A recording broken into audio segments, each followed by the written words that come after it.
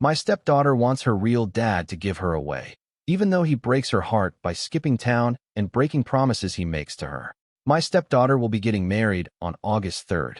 The wedding planning has consumed most of her and her mother's life. I say her mother because we aren't married, though we've lived together for 10 years. For the past 6 months, my stepdaughter graduated last December from university. I paid for her to go to college. Though it was a state school, it still ran $40K. She does not have a job and has been living with us for the duration of her college career and since her graduation. I also bought her a car to get back and forth from school when she finished high school. From time to time, her deadbeat father would pop into her life, and she would fawn all over him, although he has not contributed a cent to her education or paid any child support. Though that is my girlfriend's fault, as child support was not part of the settlement. She still loves him and wants him in her life. He stays long enough to break her heart by skipping town and breaking some promise that he made her. The wedding venue holds 250 people maximum. I gave them a list of 20 people that I wanted invited, since I was paying for everything. They told me that was no problem and they'd take care of it. So I let these people know they'd be getting an invite and they should save the date. Saturday, I saw one of my friends on this list at the golf course and asked if he was coming. He told me that he wasn't invited. He told me that he got an announcement, but not an invitation. He had it in his back seat, along with probably 6 months of mail, and showed it to me. Sure enough, it was just an announcement, and my name was nowhere on it. It had her dad's name and her mom's name, and not mine. This led to a pretty big fight with my girlfriend, as I found out that none of my list of 20 made the cut for the final guest list, because 250 people is very tight.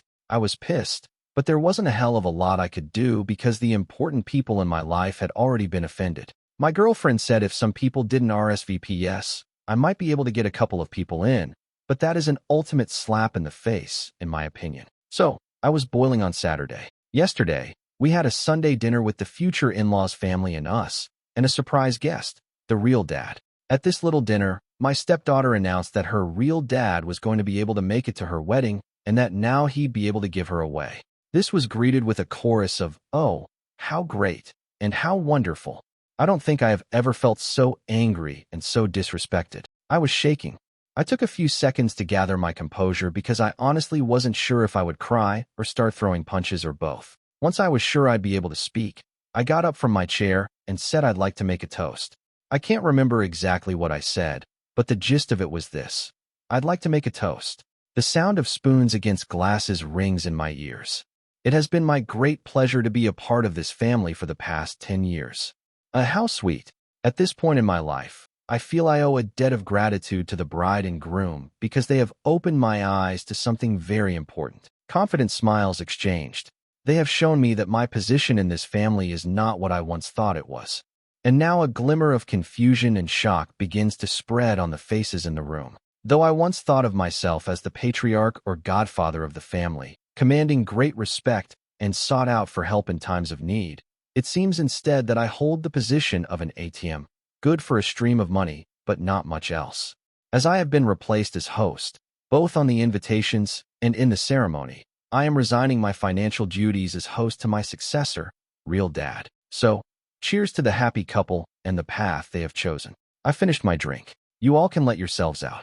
Is this selfish?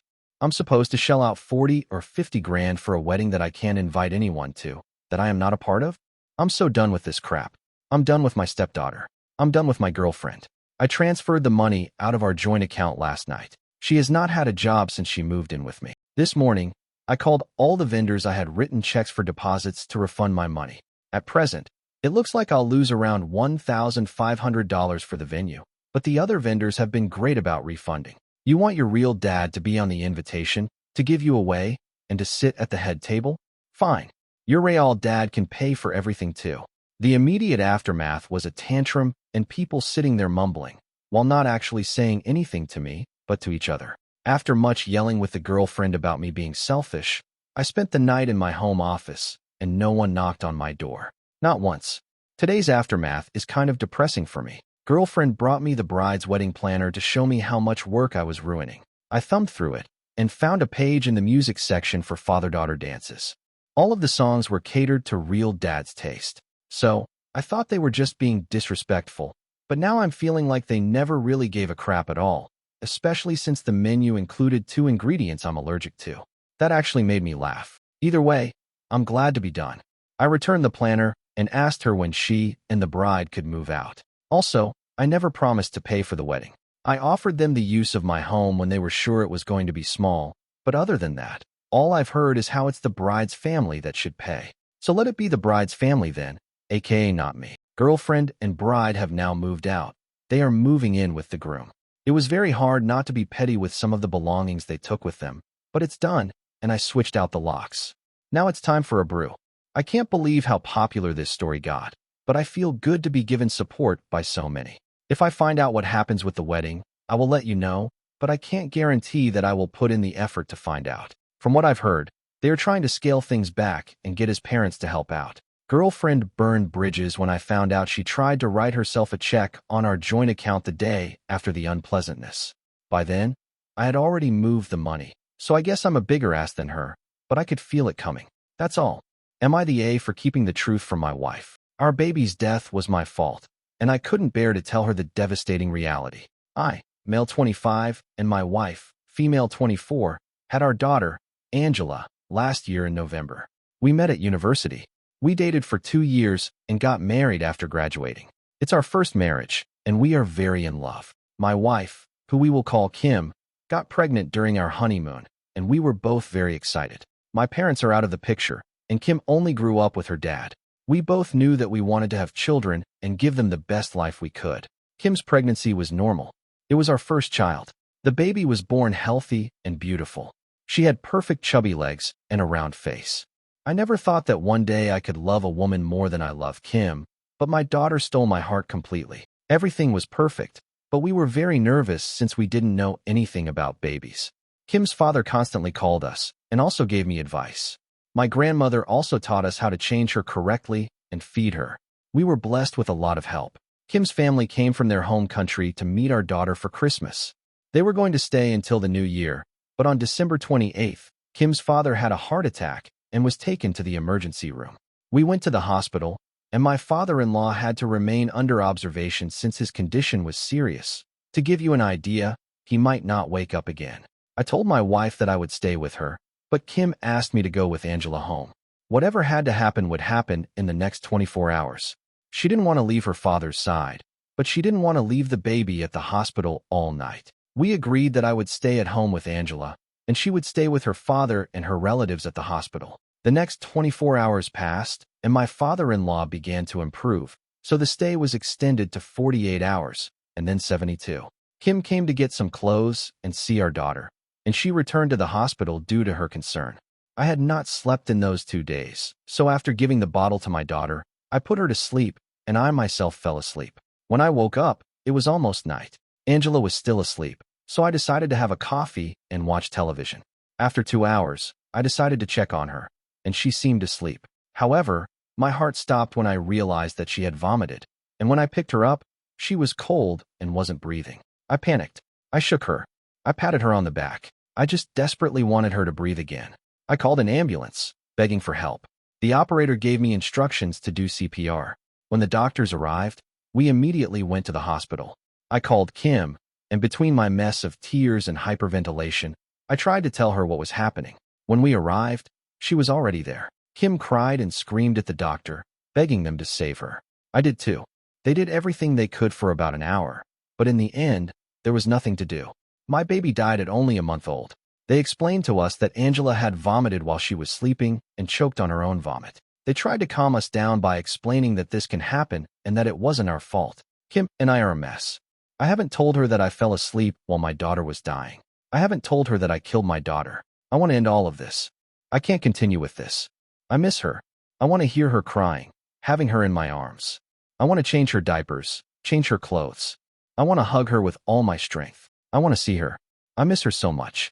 I hate myself so much. It should be me and not her. It's my damn fault. I want all this pain to be over. I want to end everything. It's not easy for me to talk about this. It happened very recently, and I don't like talking about my problems with strangers either. But right now, I, female 24, feel alone and lost because I can't talk to anyone. This is the situation. As the title suggests, my baby died recently, and my family is broken. This happened on New Year's while my husband, male 25, was taking care of her. My family, my father, male 66, my aunt, female 57, and my two cousins, female 28, male 30, had come to visit my husband and me to meet our newborn daughter for Christmas. I told my father that we could go ourselves halfway through this year, 2024, since due to his delicate health, I was worried about him making such a long trip. But he insisted because he wanted to meet his granddaughter. For a few days, everything was fine. My dad loved my daughter very much. He kept saying that she was just like me when I was born. I was able to see my cousins and my aunt again. She was the closest thing I've ever had to a mother. Everything was fine until my dad started feeling bad a few days after Christmas dinner. In a moment, he just collapsed due to severe chest pain. It didn't take us long to understand that it was because of his heart, so we took him to the emergency room, where he stayed for at least 3 days. During all that time, my husband stayed at home with my daughter because I did not want to leave my father, since his condition was serious at first. When he started to get better, I went back to my house to see how my daughter was doing. I felt calm when I saw that my husband was taking good care of her on his own. However, I asked him if he needed me to stay with him. He told me to be calm, that he would take care of everything, and that I should focus on accompanying my dad. My husband knows how important my father is to me, so I was grateful to have a man like him supporting me. I returned calmly to the hospital, but a few hours later, my husband called me crying. It took him a while to calm down enough to tell me that my baby was dying. She had drowned. I remember very little about what happened after that call. At one point, my husband had already arrived at the hospital with my daughter, but they were unable to save her. Before you think it was negligence, no, my husband did not neglect her. The doctor explained to us that the baby died of sudden infant death syndrome. She choked on her own vomit while she was sleeping. My husband could not have prevented it unless he had been watching her nonstop, 24 hours a day. So no, it wasn't his fault. My daughter's body was cremated, as my culture dictates, and her ashes are now in my house, in her room. The most difficult thing was to tell my father. He woke up from his coma state on January 1st, but I couldn't go see him until the next day. Prudently, my father had not been told anything about what happened. I tried to put on a good face until my father asked to see my daughter. I tried to excuse myself, but eventually, he had to find out only a couple of days later. I wish he hadn't been told, since it caused him to relapse, and this time it has taken him a long time to recover. During the entire month of January, my cousins returned home, but father stayed with me at my house, along with my aunt, to help me take care of him. My husband practically stopped doing anything. I focused all my energy on taking care of my father and maintaining the house in order. It was a longer and more difficult time for everyone. My father was finally able to return to his house on January 30th, and since then, it's just my husband and I. He doesn't talk to me. He doesn't eat. He doesn't sleep well. He can't work. He works from home. He doesn't want to talk to anyone, not even me. My family has tried to talk to me, but I don't want to talk either. I just ask for updates on my father. I don't let them ask me about anything else. For my part, I'm back to work, and I'm thinking about taking extra hours since I spent part of my savings on hospital bills, but I really want to get away from my house. I feel like I'm suffocating there. I can't get into my baby's room without crying.